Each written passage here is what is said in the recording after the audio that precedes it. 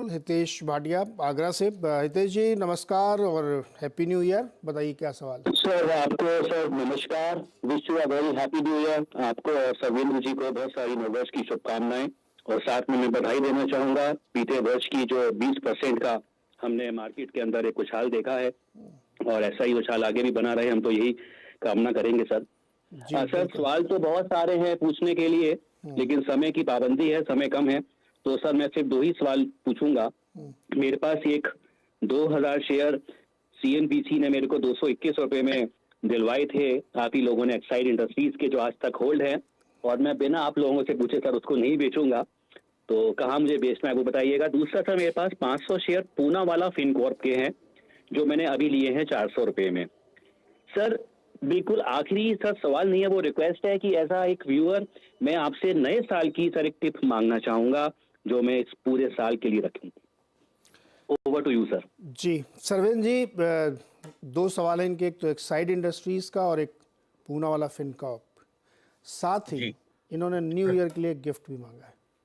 जी। दीजिए।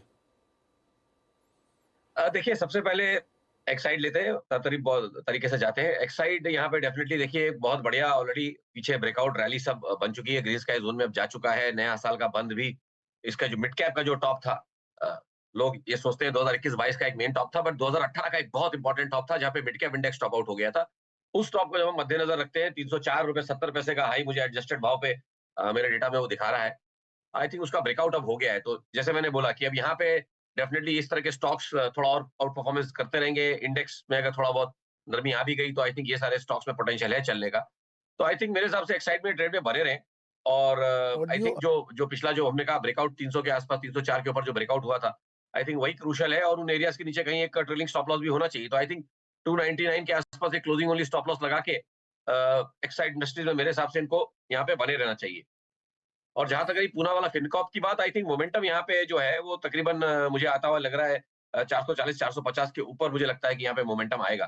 फिलहाल I think stock एक उसको प्रेशर रहा है उस एरियाज में। तो आई थिंक जब तक उन एरियाज को निकाल नहीं लेता तब तक मैं बोलता हूँ कि थोड़ा अलर्ट रहे यहाँ पे और इस ट्रेड को एवरी 15 डेज रिव्यू करते रहे। और इन द मीन टाइम जब तक वो सिचुएशन बनी हुई है, आई थिंक एक स्टॉप लॉस भी रखें।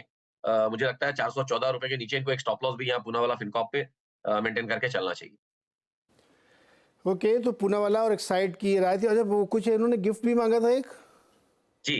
तो देखिए, जैसे भी मैंने बोला कि अभी आई थिंक थोड़ा अर्ली हो जाएगा। पहला हफ्ता 10 दिन ज़रूर देखें। मैं वेट एंड वॉच की अप्रोच में हूँ। तो पूरे साल के लिए कहना अभी, जैसे मैंने बोला, इवन ईयर्स में पहले क्वार्टर में आएगा करेक्शन, की सेकंड में, ये जान लेना बहुत ज़रूरी होता है। उसके बाद आप अपनी स्ट्रैटेजी इस साल की बनाएँगे। तो आई थिंक मेरा तो स्टांस नेक्स्ट 10-12 दिन के लिए वेट एंड वॉच का है। तो मैं इनको शायद 15 दिन के बाद इनकी मदद कर पाऊँ। तो हितेश जी भाई, थोड़ा एक हफ्ते और पार्टी एंजॉय कर लीजिए, उसके बाद फिर कुछ नया आएगा तो फिर हम लोग सजेस्ट करेंगे। आज सरवीन जी कह रहे हैं आज नहीं। अच्छा, अगला सवाल है मेरे साथ प्रभाकर जी मुंबई से जुड़ रहे हैं। प्रभाकर जी नमस्कार, क्या हालचाल सर? बताइए क्या सवाल है? सब सब ठीक ठाक है। अभी मेरे पास तो 2 सवाल है। एक तो अंबुजा लिया है 505 पे, और दूसरा दिव्यानी इंटरनेशनल है 192 लगभग। दूसरा कौन सा बोला आपने? दिव्यानी इंटरनेशनल। त्रिवेणी? दिव्यानी दिव्यानी देवयानी। ओके ओके, ठीक। सरवीन जी बताइए सर, अंबुजा और देवयानी। देखिए, अंबुजा के केस में मैं इनको बोलूंगा कि काफी चला हुआ स्टॉक है, तो थोड़ा यहाँ पे अग्रेसिव रहे इन द सेंस कि इसको आप एक छोटे टाइम फ्रेम के लिए लेके मान के चले। 1 से 3 महीने के लिए आपने ट्रेड ऑलरेडी ले लिया है, तो उसको आप हर एक 2-2 महीने पे रिव्यू करते रहें। मैक्सिमम इसमें मान के चलें कि 1 से 3 महीने का आप इसमें व्यू पकड़ के चलेंगे। और उस एंगल से अगर मैं इनको बोलता हूँ तो आई थिंक ट्रेड में बने रहें। और कॉस्ट के आसपास कहीं एक स्टॉप लॉस रखना चाहे तो रखें जरूर। और फिलहाल ट्रेड में बने रहें। मुझे लगता है कि इसके जो इंपॉर्टेंट लेवल्स रहे हैं ऊपर में 530 540 वाले, आई थिंक उन एरियाज के आसपास एक बार ब्रेकआउट हो जाए तो जिसको हम बोलते हैं ना कि ट्रेड इनके बैग में आ जाएगा। सो विद इन योर, वो आपके बैग में वो चीज सेफ्टी से आ जाएगी। बट फिलहाल आई थिंक क्योंकि उसी एरियाज के आसपास है, तो मैं इनको बोल रहा हूँ कि कॉस्ट के आसपास स्टॉप लॉस बना के बने रहें और देखें कि इस हफ्ते अगले हफ्ते 530 टू 535 का ब्रेकआउट हो रहा है कि नहीं। अगर हो जाता है तो ट्रेड इनका काफी अच्छा हो जाएगा, क्योंकि फिर उस मोमेंटम में स्टॉक चलेगा। तो आई थिंक ट्रेड में बने रहे। और ब्रेकआउट हो गया तो मुझे लगता है 545 550 के टारगेट्स नेक्स्ट मान लीजिए 15-20 दिन, 15 टू 20 वर्किंग डेज में मैं लेके चलता हूँ। और वो देवयानी इंटरनेशनल?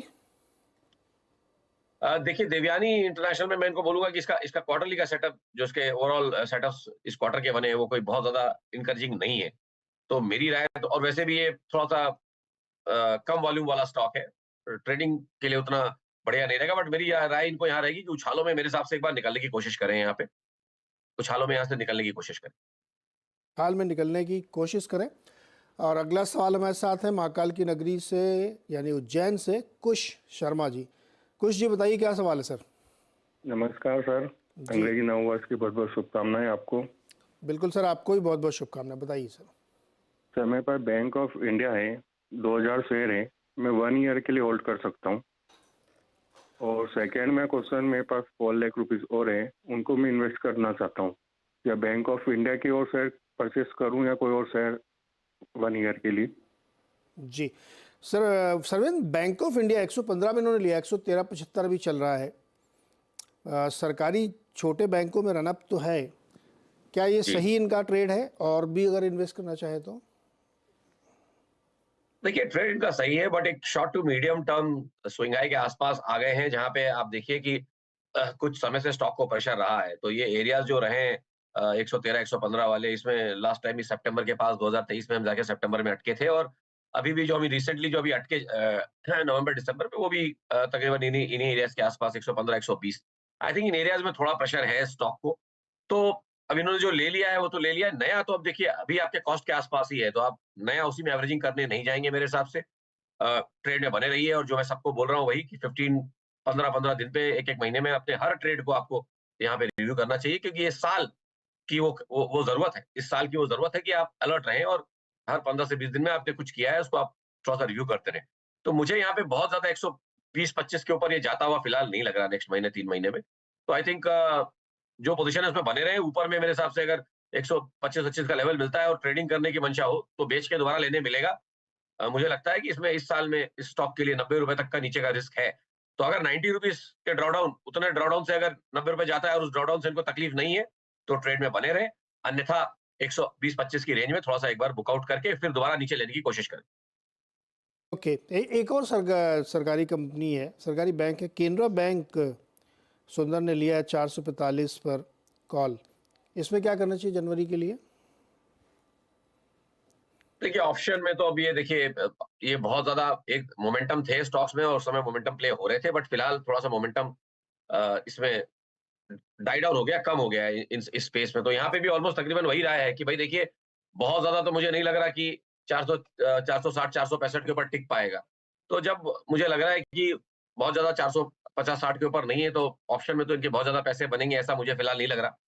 460 का ब्रेकआउट होता है और मोमेंटम आता है तो डेफिनेटली मौके बनेंगे, बट फिलहाल आई थिंक जब आप ऑप्शन का ट्रेड करते हैं तो मोमेंटम आपके साथ रहना चाहिए, जो मुझे लगता है कि फिलहाल नेक्स्ट 1 से 3-4 दिन के लिए यहाँ पे मिसिंग है। तो मेरी राय तो रहेगी कि उछालों में अगर निकल सके तो निकलना चाहिए।